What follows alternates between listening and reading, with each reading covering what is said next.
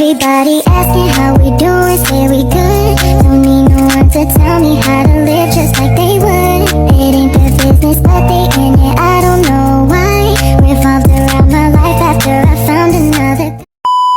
Assalamualaikum warahmatullahi wabarakatuh. Nama saya Fadila Rahmatia Tahir dengan NIM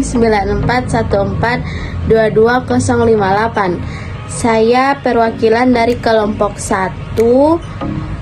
PPT saya yang berjudul permintaan uang. Baik, langsung saja masuk di materi. Yang pertama, latar belakang. Permintaan uang memiliki peranan penting dalam perekonomian, terutama dalam membuat suatu kebijakan. Salah satunya ialah kebijakan moneter. Dalam suatu negara, kebijakan yang dikeluarkan oleh bank sentral akan sangat berpengaruh terhadap perekonomian. Dalam perekonomian terdapat permintaan dan penawaran akan uang, di mana permintaan dan penawaran itu merupakan sebuah proses alami yang akan menemukan titik temu yang disebut dengan keseimbangan. Dalam mencapai titik keseimbangan tersebut, masing-masing barang memiliki sebuah kepekaan terhadap barang lain, di mana ketika terjadi perubahan permintaan suatu barang akan menyebabkan perubahan permintaan terhadap barang lain.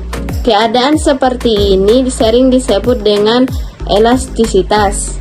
Uang merupakan suatu alat pembayaran sah yang dikeluarkan oleh pemerintah suatu negara sesuai dengan pendapat masyarakat yang mengatakan uang merupakan darahnya perekonomian karena mampu memperlancar jalannya lalu lintas barang dan jasa, serta seluruh kegiatan-kegiatan ekonomi lainnya memerlukan uang sebagai alat yang digunakan untuk mencapai tujuannya.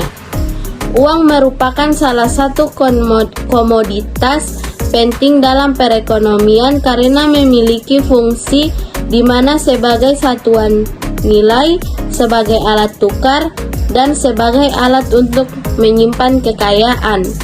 Salah satu pendapat Keynes mengenai permintaan uang yaitu memegang uang untuk motif transaksi, di mana individu atau perusahaan memerlukan uang kas untuk transaksi karena mereka berpikir bahwa pengeluaran lebih dahulu daripada pemasukan atau pendapatan. Permintaan uang untuk transaksi ini tergantung dari jumlah pendapatan. Semakin meningkat jumlah pendapatan suatu masyarakat atau individu, maka semakin meningkat pula permintaan akan uang serta minat masyarakat untuk melakukan transaksi juga akan meningkat. Permintaan jumlah uang mampu mempengaruhi perubahan harga setiap barang terhadap barang lain. Oleh sebab itu, kestabilan uang perlu dijaga oleh bank sentral. Setiap negara memiliki lembaga yang berwenang dalam menjaga kestabilan moneter. Bank Indonesia ialah lembaga pemerintah yang ditugaskan untuk menjaga kestabilan moneter. Dalam pasal 7 Undang-Undang RI nomor 23 tahun 1997 sebagaimana telah diubah menjadi Undang-Undang nomor 3 tahun 2023 tentang tujuan dari Bank Indonesia untuk menjaga kestabilan nilai rupiah. Baik, saya akan menjelaskan rumusan masalah dari permintaan uang. Yang pertama, bagaimana teori permintaan uang. Yang kedua, apa faktor-faktor yang menentukan permintaan uang. Dan yang ketiga, bagaimana kaitan permintaan dengan kegiatan ekonomi. Dan yang terakhir, apa saja isu-isu terkini dalam kaitannya dengan permintaan uang.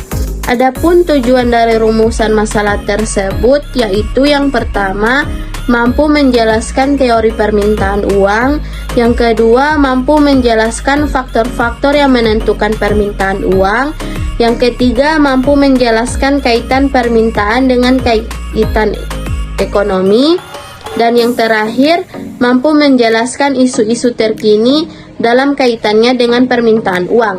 Baik, yang pertama tentang teori permintaan uang. Teori permintaan uang terbagi atas 3. Yang pertama, teori permintaan uang, quantity theory of money.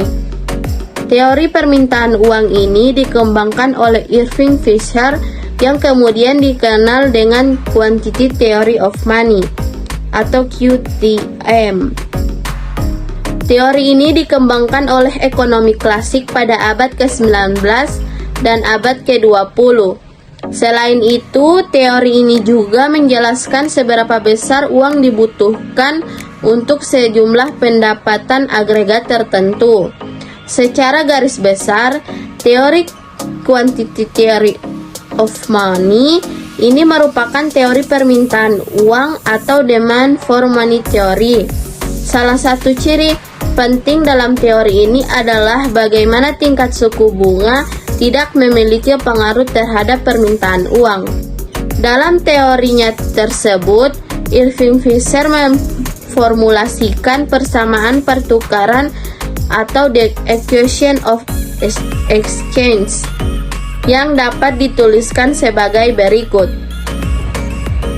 Keterangan M sama dengan jumlah mata uang, V sama dengan jumlah waktu yang dibutuhkan, P sama dengan jumlah rata-rata, Q sama dengan jumlah barang yang dibeli. Secara umum, formulasi dari Irving Fisher di atas yang kemudian dikenal dengan teori kuantitas uang dapat disederhanakan lagi menjadi MV sama dengan PQ. Dalam hal ini terdapat 3 asumsi teoritis dalam quantity theory of money, yaitu sebagai berikut. Pertama, V dianggap tetap terhadap penawaran uang atau money supply. Yang kedua, jumlah uang beredar merupakan variabel eksogen. Yang ketiga, arah hubungan timbal balik atau direction of quotation dari sisi kiri ke sisi kanan persamaan. Yang kedua, teori permintaan uang, liquidity preference theory. Dalam teori ekonomi moneter, salah satu pokok pembahasan penting adalah teori permintaan uang atau money demand. Sesuai dengan namanya, teori permintaan uang fokus pada pembentukan model yang menjelaskan bagaimana permintaan uang terbentuk. Salah satu ekonom yang penting dalam kaitannya dengan teori permintaan uang tersebut adalah John Maynard Keynes pada tahun 1936 dalam tulisannya yang berjudul The General Theory of Employment, Interest and Money. Keynes secara tegas menolak pandangan klasik tentang perputaran uang yang bersifat konstan. Secara sederhana, permintaan uang atau demand for real balance menurut teori liquidity preference dapat dituliskan sebagai berikut. Keterangan MD sama dengan jumlah permintaan uang, P sama dengan tingkat harga, I sama dengan tingkat bunga, Y sama dengan tingkat pendapatan. Dan yang ketiga, teori permintaan uang Milton Friedman.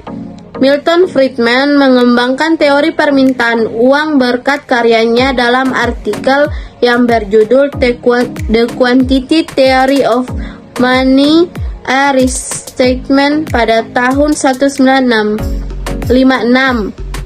Meskipun teori Friedman ini banyak merujuk dari Irving Fisher dan teori kuantitas uang, analisisnya tentang permintaan uang lebih condong ke pemikiran Keynes daripada Fisher. Teori Friedman tersebut mengindikasikan bahwa permintaan uang merupakan fungsi dari sumber daya yang dimiliki oleh individu atau their wealth. dan imbal hasil yang diharapkan atau expected returns dari aset lain. Oleh karena itu, Friedman mengemukakan pendapatnya tersebut dengan membuat persamaan permintaan uang sebagai berikut ini. Keterangan MD per P sama dengan saldo uang real, YP sama dengan uang kekayaan, dikenal sebagai pendapatan permanen, RM tingkat pengembalian uang yang diharapkan, RB sama dengan tingkat pengembalian obligasi yang diharapkan, RE sama dengan tingkat pengembalian uang yang diharapkan atau saham umum, dan E sama dengan tingkat inflasi yang diharapkan. Individu dapat memiliki kekayaan dalam beberapa bentuk. Dalam hal ini, Friedman mengkategorikan 3 bentuk aset yang dapat dimiliki individu, yakni obligasi, ekuitas, dan barang.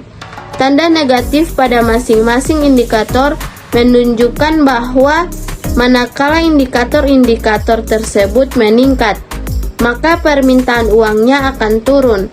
Sebaliknya, jika tersebut turun, maka permintaan uangnya akan meningkat. Dalam hal ini, Friedman percaya bahwa perubahan dalam tingkat bunga memiliki dampak kecil terhadap return ekspektasi pada aset-aset lain relatif terhadap uang, sehingga menurutnya permintaan uang tidak sensitif terhadap pergerakan tingkat bunga.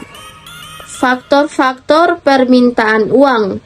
Jumlah uang yang diminta masyarakat tidak tetap, kadang-kadang naik dan kadang-kadang turun. Karena banyak faktor yang bisa mempengaruhi naik turunnya uang, faktor-faktor tersebut adalah sebagai berikut. Yang pertama, dorongan melakukan transaksi atau transaction motif. Yang kedua, dorongan berjaga-jaga atau precautionary motif. Yang ketiga, dorongan spekulasi atau speculation motif. Keempat adalah tingkat harga. Yang kelima, tingkat suku bunga. Yang keenam, ekspektasi atau perkiraan. Dan yang terakhir, meningkatnya produksi barang dan jasa. Kaitan permintaan dengan kegiatan ekonomi. Berikut ada 3 jenis permintaan yang berkaitan dengan kegiatan ekonomi. Berikut penjelasan. Yang pertama, permintaan absolut merupakan permintaan yang tidak didukung oleh daya beli. Permintaan ini lebih mengarah pada angan-angan saja. Setiap manusia bisa dipastikan memiliki permintaan absolut. Yang kedua, permintaan efektif merupakan permintaan konsumen terhadap barang dan jasa yang dilakukan sesuai dengan daya beli yang dimiliki. Dan yang terakhir, permintaan potensial merupakan permintaan terhadap barang dan jasa yang disertai dengan daya beli tetapi belum melakukan pembelian. Berikut isu-isu terkini dalam kaitannya dengan permintaan uang. Permintaan uang memegang peran penting dalam perilaku kebijakan moneter di setiap perekonomian. Banyak literatur yang menjelaskan baik secara teoritis maupun empiris dari permintaan uang bagi negara-negara maju maupun negara-negara yang sedang berkembang. Berikut beberapa isu terkini terkait permintaan uang. Yang pertama, penipuan berkedok donasi. Yang kedua, penipuan online. Yang ketiga, pinjaman online ilegal. Dan yang terakhir, penyalahgunaan dana. Yang terakhir, kesimpulan. 2 teori dasar yang menjelaskan permintaan uang adalah teori Keynes dan teori Friedman-Keynes. Dalam pandangannya menjelaskan bahwa permintaan uang dipengaruhi oleh tingkat bunga, harga, dan pendapatan. Friedman mengungkapkan bahwa permintaan uang hanya dipengaruhi oleh tingkat pendapatan saja asalkan Keynes liquidity preference. Kurva permintaan uang akan bergeser manakala Terdapat perubahan dalam perekonomian apabila terjadi kenaikan dalam tingkat harga dan tingkat pendapatan atau PDB real, maka kurva permintaan uang akan bergeser ke kanan atas kurva.